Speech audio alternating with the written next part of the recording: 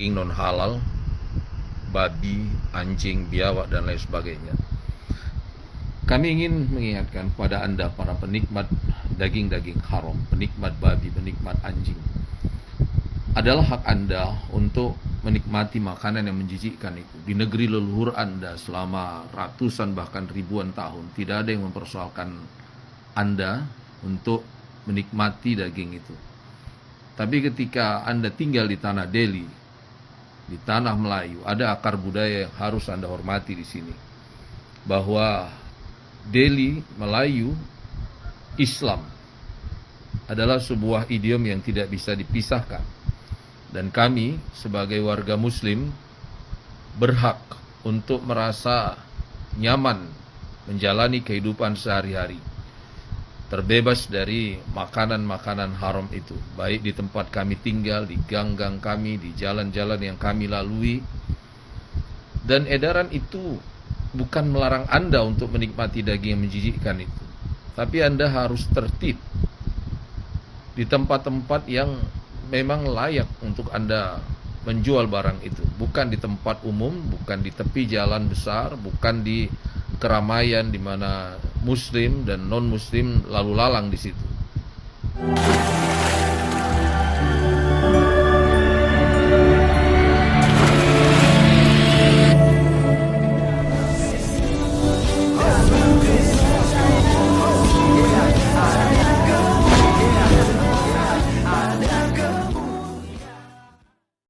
Bismillah biwalibini warahil kudus ilahu wahid. Salam alaikum bisam Yeshua Hamasiah. Teman-teman sekalian, di cuplikan tadi kita melihat ada seorang ustadz di daerah Sumatera Utara. Dia mengaku sebagai ketua pecinta masjid. Dan juga sebagai ketua apa tadi katanya ya, organisasi lah, ormas lah ya, di salah satu komunitas Islam. Teman-teman sekalian, dari videonya untuk menanggapi terkait tentang penolakan daripada Horas Bangso Batak dan juga Gamki terhadap edaran pemerintah Kota Medan atau Wali Kota Medan untuk menertibkan lapak penjualan daging babi. Udah sangat jelas bahwa di surat itu diskriminatif terkait tentang ucapan di dalamnya bahwa non halal atau dalam istilah daging haram, begitu ya. Di sini saja sudah diskriminatif karena bagi kekristenan, bagi agama Buddha itu tidak haram, itu makanan dan itu mereka dan kami makan seadanya dan tidak ada istilah haram dalam agama kami. Haram itu ada di dalam agamamu. Jadi dari surat itu saja sudah diskriminatif terhadap agama-agama lain. Kemudian dia mengatakan bahwa mereka juga akan buat aksi. Islam di Sumatera Utara akan buat kegerakan, akan turunkan massa sebanyak-banyaknya. Dan ini jelas Anda memprovokasi untuk apa? Terjadinya perang agama di Sumatera Utara. Dalam narasi-narasi Ustadz ini teman-teman jelas dia mengajak umat Islam supaya apa? Supaya ya turun juga untuk melawan komunitas Kristen yang kemudian demo di jalanan untuk menyuarakan hak mereka, kebebasan mereka untuk menjual daging babi dan memakan daging babi. Teman-teman sekalian, dalam narasi yang mengatakan bahwa Islam tidak melarang untuk kemudian orang Kristen makan makanan yang menjijikkan katanya kawan-kawan sekalian. Yang daging-daging haram katanya teman-teman sekalian. Ini luar biasa ya. Dari kata-katanya saja itu sudah menghina makanan agama lain gitu. Bagaimana kalau kami mengatakan bahwa kalian kaum peminum kencing onta ya. Peminum kencing onta dan daging onta yang juga diharamkan agama Yahudi.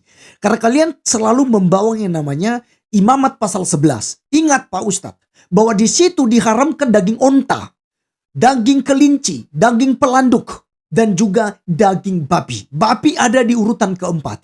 Kemudian ikan gabus, karena ikan gabus tidak bersisik. Itu juga haram bagi orang-orang Yahudi. Kenapa hanya babi? Ya. Nah teman-teman sekalian, saya akan berkomentar jauh dari apa yang saya sampaikan ini. Tetapi sebelumnya, Mari kita dengarkan dulu apa yang menjadi narasi provokatif daripada seorang ustadz atau ketua daripada pencinta masjid yang ada di Sumatera Utara ini. Kita simak videonya berikut ini. Saya Ustadz Eriansa SAG, Ketua Aliansi Masyarakat Cinta Masjid. Terkait dengan kisruh edaran wali kota yang berisi tentang penertiban daging non halal, babi, anjing, biawak, dan lain sebagainya. Kami ingin mengingatkan kepada Anda para penikmat daging-daging haram, penikmat babi, penikmat anjing. Adalah hak Anda untuk menikmati makanan yang menjijikkan Sangat itu. Di negeri betul. leluhur Anda selama ratusan bahkan ribuan tahun, tidak ada yang mempersoalkan Anda untuk menikmati daging itu. Tapi ketika Anda tinggal di tanah Delhi, di tanah Melayu, ada akar budaya yang harus Anda hormati di sini. Bahwa Delhi, Melayu, Islam Memang adalah sangat kurang sebuah ajar. idiom yang tidak bisa dipisahkan. Dan kami sebagai warga muslim Jelas menghina ya berhak makanan agama untuk lain. merasa Padahal nyaman kan haram itu ada menjalani agamanya aja. kehidupan sehari-hari, terbebas dari makanan-makanan haram itu, baik di tempat kami tinggal, di gang-gang kami, di jalan-jalan yang kami lalui. Dan edaran itu bukan melarang Anda untuk menikmati daging yang menjijikkan itu, tapi Anda harus tertib di tempat-tempat yang memang layak untuk Anda menjual barang itu, bukan di tempat umum, bukan di tepi jalan besar, bukan di keramaian di mana muslim dan non Ini muslim benar-benar lalu lalang menghina di situ. kekristenan.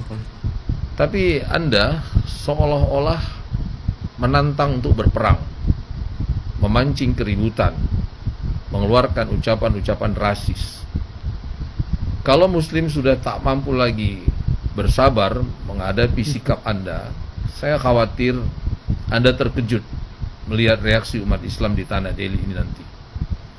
Oleh karena itu, sudahi polemik ini. Pihak keamanan supaya melakukan pencegahan agar hal-hal yang tidak diinginkan terjadi di kota yang kondusif ini, di kota yang pluralis ini, di kota yang penuh dengan keteduhan ini. Kalau Anda para penikmat babi mengancam Ini bawa-bawa menurunkan suku loh, massa, Mas. kami juga Bawa tanah ormas Melayu Islam sama punya tanah massa. Delhi katanya. Dan nanti Anda tidak akan mampu menandingi jumlah massa yang bisa kami Ya, hadirkan. Oleh karena itu, propaganda akan kita hadapi dengan propaganda, diskusi kita sambut dengan diskusi. Tapi arogansi kita juga akan hadapi dengan kekuatan penuh. Pihak aparat kami mohon melakukan upaya-upaya agar pihak yang pro dan kontra ini tidak bertemu di satu tempat guna menghindari hal-hal yang tidak kita inginkan. Tapi sekali lagi kami ingin memberitahu kepada Anda, wahai para penikmat daging haram, apapun ceritanya, status Anda merantau di tanah Delhi ini, hormati akar budaya di tanah Delhi ini. Itu saja. Assalamualaikum. Oke, jadi teman-teman sekalian ya, perhatikan apa narasinya. Jadi untuk kita mendengarkan saja, ini bukan meredahkan emosi daripada orang-orang Kristen dan penjual-penjual daging babi dan pemakan daging babi yang ada di kota Medan, kawan-kawan sekalian. Ya, justru ini dia memicu gitu, bahkan terkesan memprovokasi dengan membawa-bawa nama suku, yaitu suku Delhi, tanah Delhi dan juga tanah Melayu katanya. Ingat, tidak ada istilah tanah Melayu, tanah ini di Indonesia gitu ya. Kita semua sama, Pak. Ya, orang Islam juga merantau di tanahnya orang Kristen kok kalau kita pakai sistem itu. Di tanah-tanah orang Kristen seperti di Papua, seperti di NTT, ya kan? Seperti di Kalimantan, ya, seperti di Sumatera, beberapa wilayah-wilayah Kristen, orang-orang Islam juga datang ke sana kok. Ya. Jadi kita tidak menggunakan istilah-istilah ini tanah Melayu, ini tanah Delhi, ini tanah Nias, ini tanah Batak, ini tanah itu. Tidak gunakan itu. Mari kita saling menghargai gitu. Lalu kata-katamu dengan mengatakan bahwa makanan yang menjijikkan gitu, ya, daging-daging haram, ya. Waduh, ini Anda sedang menghina, Pak. Ya. Ini saya berharap dari HBB, ya, PBB dan kumpulan-kumpulan ormas-ormas yang ada di Sumatera, ya, yang dimana ada gabungan orang-orang Nias juga di sana, Ini oknum-oknum seperti inilah yang harus kita laporkan. Oknum-oknum seperti inilah yang mengadu domba, yang memicu perang agama di tanah Batak, harus diciduk seperti orang-orang semacam ini, kawan-kawan. Udah jelas kalimat-kalimat itu provokatif, ya, dan menghina makanan kekristenan. Padahal jelas ya kawan-kawan sekalian, pemerintah Kota Medan atau wali Kota Medan itu baru membuat aturan-aturan, menertibkan, menata ulang supaya bersih dan lain-lain terkait tentang lapak-lapak daging babi. Itu setelah ada ancaman, ada musyawarah dari tokoh-tokoh Islam, yaitu ulama-ulama masjid di Kota Medan dan ormas-ormas Islam yang ada di Kota Medan yang bermufakat dan memberikan sebuah ancaman tegas kepada wali kota dengan berkata, 3 kali 24 jam jika tidak diatur sedemikian rupa oleh pemerintah, maka umat Islam akan turun ke jalan, turun sendiri untuk melakukan aksinya dan membereskan semuanya itu. Artinya berpotensi untuk membuat keributan-keributan dan diskriminatif terkait tentang orang-orang yang menjual daging babi. Dan juga membawa-bawa alasan karena sedang berpuasa. Anda toh yang berpuasa. Lalu orang lain yang harus sengsara. Ya, orang yang mencari rezekinya untuk menjual daging babi, toh juga bukan dijual untuk Islam, tapi dijual untuk orang-orang Kristen yang makan daging babi. Lalu Anda kemudian ya melarang itu. Pakai otak dalam berpuasa, Pak. Ya. Berpuasa itu untuk menahan makan, iya kan? Menahan diri Anda, keinginan Anda dan lain-lain. Masa hanya cobaan seperti itu aja Anda tidak sanggup? Kan lucu.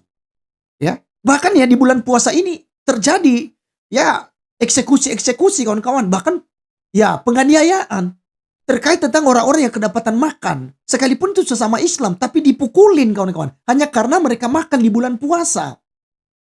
Lalu toko-toko juga didiskriminatif. Anda tidak boleh dari pagi, harus buka dari jam 4 sore sampai malam. Gitu. Kenapa? Kalian berpuasa, kalian bikin sengsara orang-orang yang tidak berpuasa. Ya. Nah, berdasarkan ancaman daripada ulama dan ormas-ormas Islam itulah teman-teman sekalian, kemudian wali kota mendadak menertibkan, membuat surat edaran dan menurunkan Satpol PP. Ya kan? Nah, kemudian kalau kita melihat tuduhan ada limbah darah gitu ya, berserakan kotor, kotak dan lain sebagainya. Woi, sudah jelas-jelas daging babi dipotong daripada tempat eksekusinya. Bukan saat di kaki lima. Bukan di saat ketika mereka ada di lapak-lapak penjualan daging babi. Tapi mereka membuat ya atau menyembelih hewan yang Anda anggap sebagai menjijikkan dan najis itu dan haram itu, ya, itu tidak di tempat lapaknya, Pak. Bagaimana dengan penjual daging ayam? Itu lebih kotor. Ya, jadi kalau mau ditertibkan, harusnya semua ditata. Bukan hanya saja kepada penjual-penjual daging babi. Jadi ini yang kemudian menjadi persoalan. Ya, dan selama ini kekristenan di tanah Batak tidak pernah ya mengganggu Islam, tidak pernah melarang kalian untuk makan apapun. Ya kan? Itu kan terserah kalian. Makanan kok harus dilarang-larang. Apalagi dalam kekristenan tidak ada istilah haram. Karena bagi kami kekristenan bukan apa yang masuk di dalam mulut yang menajiskan orang. Tapi apa yang keluar dari mulut. Seperti mulutmu Pak Ustadz. Seperti kata-kata kotormu menghina makanan orang-orang Kristen. Itu yang menjijikkan. Itu yang najis. Itu yang haram. Tapi apa yang masuk ke dalam mulut tidak menajiskan orang dan tidak haram. Kenapa? Itu masuk ke perut. Lalu dibuang ke WC.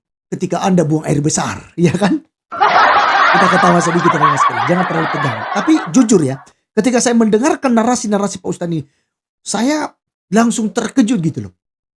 Ya, dan saya cukup terpancing dalam hal ini gitu. Ya. Saya berharap kepada pemerintah ya kawan-kawan. Ya, sebarkan video ini supaya orang yang provokator seperti ini itu diproses. Ya, mereka bisa diproses. Karena ini sudah menghina kawan-kawan sekalian. Sangat-sangat menghina makanan yang dimakan oleh orang Kristen. Ya, Bahkan penggunaan misalnya tertibkan makanan non halal. Ya kan, ini negara bukan negara Islam. Kota Medan bukan kota milik Islam. Itu masyarakatnya majemuk dan bermacam agama ada di sana. Gitu. Jadi jangan hanya gara-gara Anda berpuasa lalu Anda mengharamkan makanan orang lain. Teman-teman sekalian, mari sebarkan video ini sekali lagi ya, supaya pemerintah dan juga ya teman-teman Kristen yang ada di Kota Medan sebarkan video ini. Ya, supaya apa? Supaya memang ada ketegasan ya.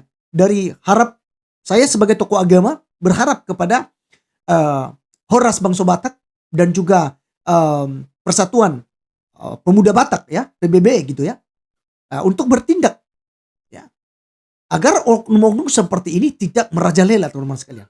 Termasuk ya oknum-oknum yang membuat provokasi sehingga Kota Medan pada saat ini ya memicu keributan besar.